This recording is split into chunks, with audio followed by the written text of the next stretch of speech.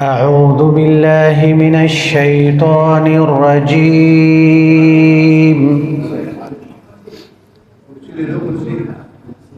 بسم الله الرحمن الرحيم.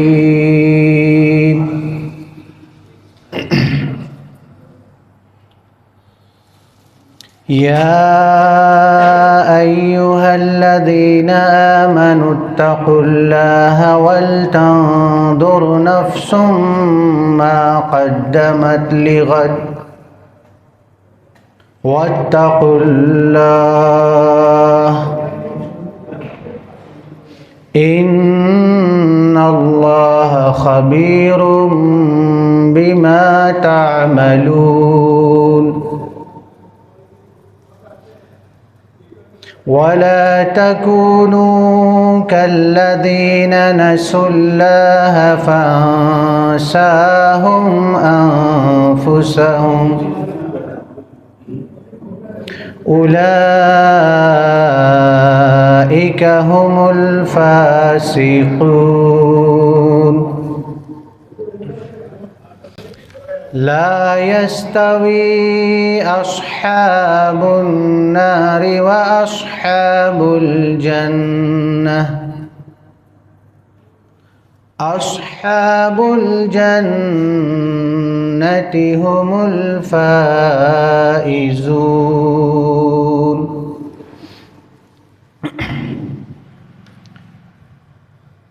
اللهم رب اشرح لي صدري ويسر لي امري واحلل عقدة من لساني يفقهوا قولي.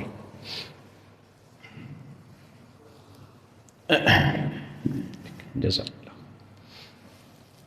قرآن مجید کی تلاوت کے ساتھ ترجمے کے لیے مجھے کہا گیا. دیکھیے ترجمہ چونکہ عربی زبان اور قرآن مجید کا معاملہ ہے تو باقاعدہ طور پر قرآن مجید کے ترجمے کا میں اپنے آپ کو اہل نہیں سمجھتا ہوں. لہٰذا قرآن و سنت کی روشنی میں منہج سلف کو مد نظر رکھتے ہوئے اور حالات حاضرہ کو دیکھتے ہوئے میں نے سورۃ الحشر کی 3 آیات تلاوت کی ہیں. انشاءاللہ اس کی ترجمانی کی میں جرت کرنے کی کوشش کروں گا. اللہ تبارک تعالیٰ مجھے میری زبان پر حق کو جاری فرمائے اور باطل سے مجھے محفوظ رکھے. پہلی آیت جو میں نے تلاوت کی، یا ایھا الذین آمنوا اتقوا اللہ، ایمان والوں سے خطاب ہے، سیدھے سیدھے ڈائریکٹ. اے ایمان والو اللہ سے ڈرو. اے ایمان والو اگر ایمان ہے تو تمہارا ایمان تمہیں اللہ سے ڈرنے پر مجبور کرنا چاہیے. تمہارے ایمان کا تقاضا یہ ہے، تمہارا ایمان ہے تو ایمان کی ڈیمانڈ یہ ہونی چاہیے، اس کا تقاضا یہ ہونا چاہیے کہ تمہاری زندگی کے تمام اسٹیپس، تمام معاملات اللہ سے ڈرتے ہوئے گزرنے چاہیے.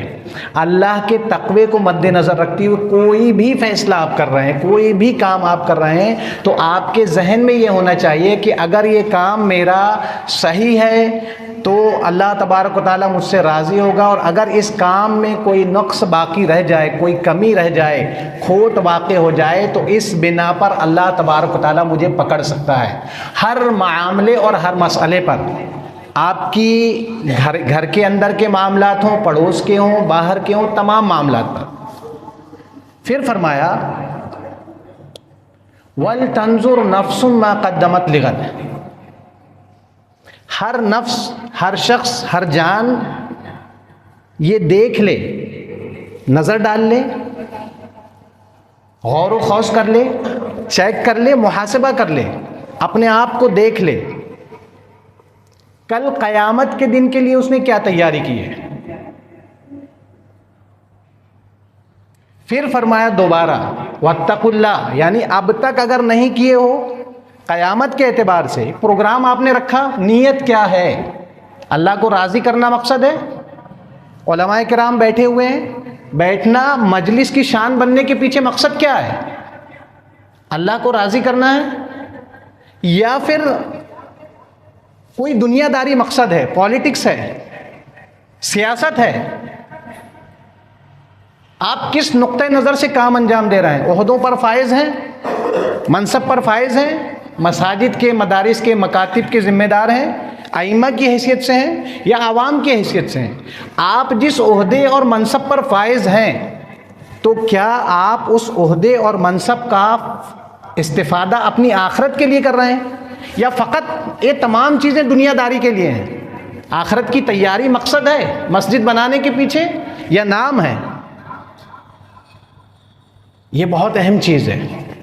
اپنے آپ کو تولو، اپنے آپ کا محاسبہ کرو، اپنی نیتوں کی اصلاح کرو، اپنے اندر اپنے اعمال کو خالص کرو اور دوبارہ ڈرا۔ اب تک نہیں ہے تو اب اصلاح کر لیں۔ ابھی اللہ رب العالمین کے ہاں توبہ کے دروازے بند نہیں ہوئے ہیں، ابھی آپ کے موت کے فرشتے نے آ کر کے حاضری نہیں لگائی ہے۔ لہٰذا کیا کرنا ہے؟ آپ کو اپنی نیتوں کو خالص کرتے ہوئے آپ کے ہر عمل کے پیچھے دنیا سے ہٹ کر کے اپنی آخرت کی تیاری ضروری ہونی چاہیے۔ اور جب یہ چیز آئے گی تو کیا ہوگا؟ فیصلے حق پر مبنی ہونے لگیں گے، پالیٹکس ختم ہو جائے گی، سیاستیں دفع ہو جائیں گی۔ اسی لیے دوبارہ کہا واتقوا اللہ، پھر دیکھو ڈر جاؤ اللہ سے ڈر کر اپنی اصلاح کر لو، اپنے آپ کو سدھار لو، تاکہ سدھرنے کے بعد کے جو تمہارے اعمال ہیں وہ اللہ رب العالمین کی بارگاہ میں تمہارے لیے کارآمد ثابت ہو جائیں۔ ان اللہ خبیر بما تعملون، اللہ رب العالمین آپ کے ہر معاملے کی، ہر عمل کی، ہر ایکشن کی، یہاں تک کہ آپ کی نیتوں کی خبر رکھتا ہے، بہت باریک بین ہے۔ آپ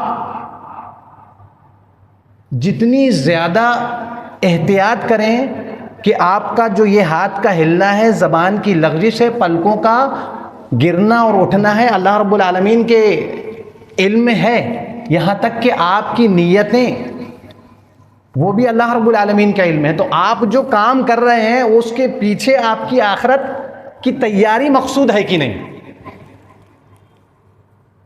آخرت کی تیاری مقصود ہے کہ نہیں؟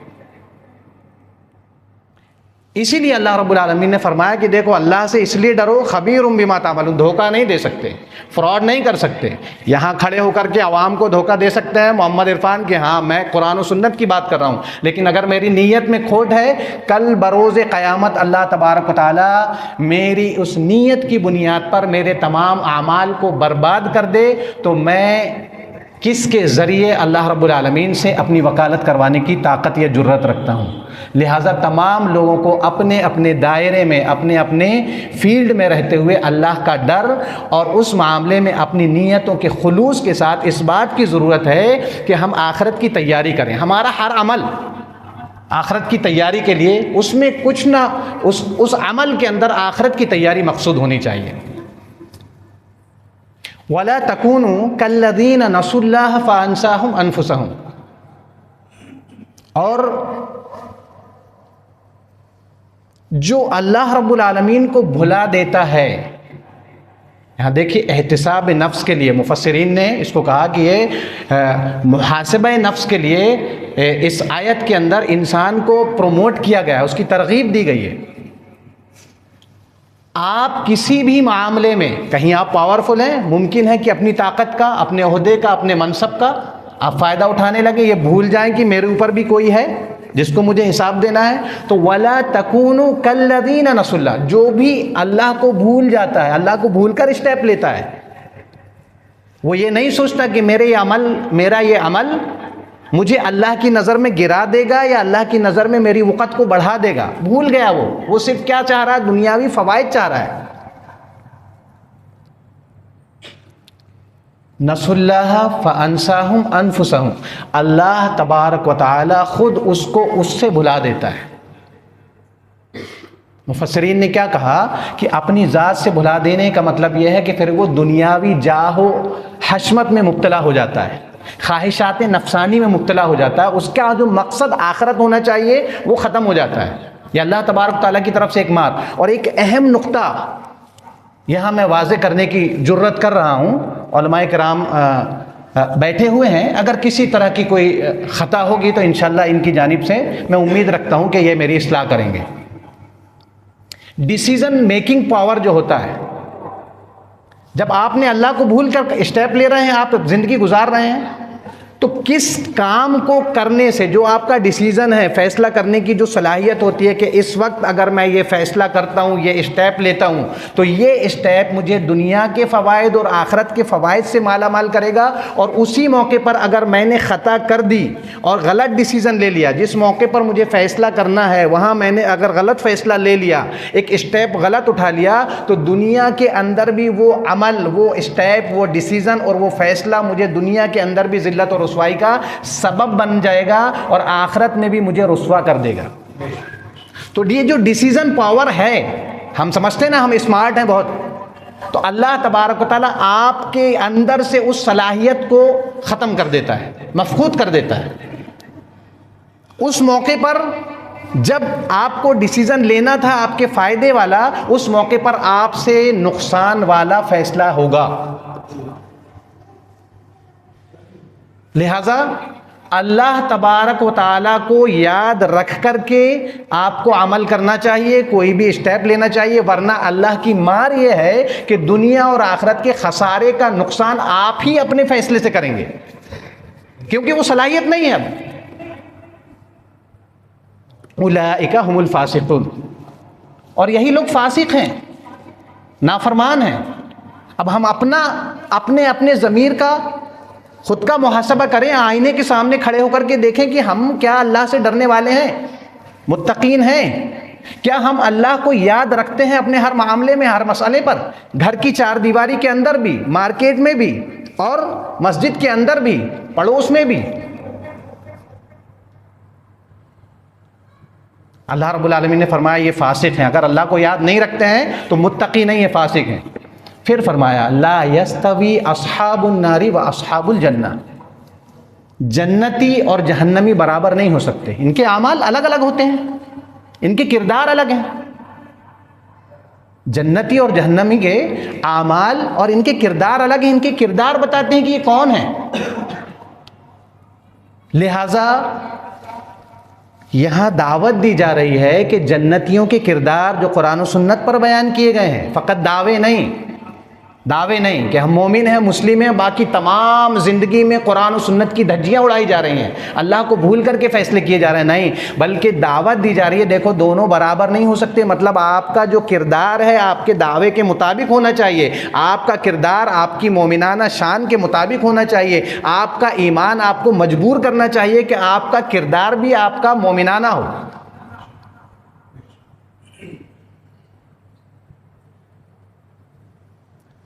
اخیر کی جو بات ہے، اصحاب الجنتی هم الفائزون، دنیا کے اندر غلط ڈیسیزن لے کر کے، دنیا داری چاہ کر کے کتنی ترقی کر لیں گے، حلال حرام کی تمیز چھوڑ کر کے محلات کھڑے کر لیں گے، عزت بنا لیں گے، دنیا میں چھا جائیں گے، لیکن اللہ رب العالمین نے فرمایا نہیں، اصحاب الجنتی هم الفائزون۔ یہ بات ذہن میں رکھنا، کچھ بھی کر لو، کتنی بلندی کو پہنچ جاؤ، ڈاؤن فال ہونا ہے، ایک دن یہ تمام چیزیں تم سے چھین لی جائیں گی۔ اگر واقعی کامیابی چاہتے ہو تو اللہ کو یاد رکھتے ہوئے ڈیسیزن لو، اللہ کے متقی بندے بن جاؤ، تاکہ تم جنت میں چلے جاؤ، تاکہ اصل کامیابی کو حاصل کر لو، جنتی بن کر کے جو ہے اصحاب الجنتی هم الفائزون، فائز اور فلاح اور خیر و بہبود جن کے نوشتہ تقدیر میں ہیں، ان خوش نصیبوں میں، خوش بختوں میں اپنے آپ کو شامل کر لو۔ یہ مختصر ان 3 آیتوں میں نے کوشش کی، اللہ تبارک و تعالی ہم سب کو ان آیت کریمہ سے استفادہ کرتے ہوئے سب سے پہلے خود اپنی اصلاح کی توفیق ہمیں عنایت فرمائے، اور متقین میں ہم کو شامل فرما لے، اور ہر معاملے، ہر مسئلے پر اللہ تبارک و تعالی کو یاد رکھتے ہوئے ہمیں فیصلہ لینے کی قوت و توفیق اور صلاحیت عنایت فرمائے، آمین۔ وآخر دعوانا ان الحمد للہ رب العالمین۔ السلام علیکم ورحمۃ اللہ وبرکاتہ۔